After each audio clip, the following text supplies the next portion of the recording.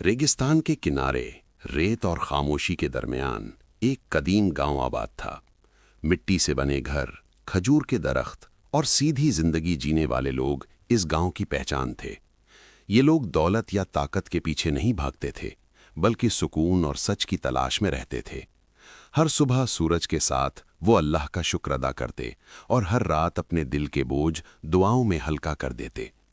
मगर इन सब के बावजूद उनके दिलों में एक कमी थी। ऐसा लगता था जैसे वो किसी रहमत के इंतजार में हो। बुजुर्ग अक्सर कहते थे कि जब अल्लाह अपने नबी को भेजता है तो जमीन भी गवाही देती है। गांव के जवान इन बातों को खामोशी से सुनते और आसमान की तरफ देखते। एक दिन हवा का मिजाज बदलने लगा। आसमान में अजीब सा सुकून था। न बिजली चमकी, न आंधी चली, मगर फिर भी हर चीज रुक सी गई। गांव के लोग महसूस कर रहे थे कि ये आम दिन नहीं। दिल बिना वजह तेज धड़क रहे थे। रात हुई तो गांव पे खामोशी और गहरी हो गई। अंधेरा था, मगर डर बिल्कुल नहीं था। उस अंधेरे में एक ऐसी रोशनी महसूस हुई जो आंखों से ज्यादा दिल को नजर आ रही थी। कोई शक्ल नहीं थी, कोई चेहरा नहीं, मगर हर इंसान जानता था कि ये अल्लाह के नबी की बरकत का लम्हा है। बुजुर्ग सजदों में गिर गए, जवान खामोशी से रो पड़े और बच्चे भी बिना बोले सुकून महसूस करने लगे। उस रात गांव वालों ने समझ लिया कि उनकी जिंदगी अब पहले जैसी नहीं रहेगी।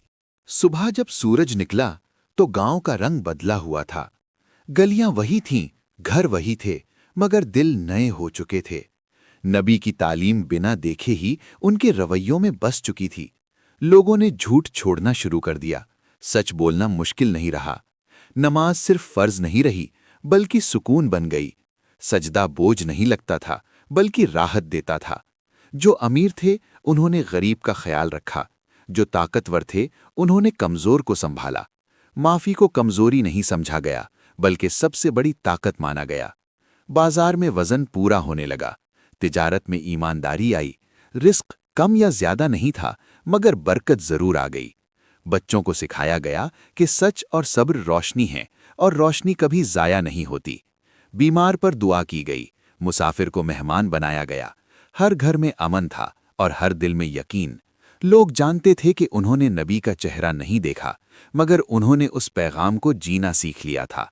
गांव छोटा था, मगर उसकी रोशनी दूर दूर तक फैल रही थी।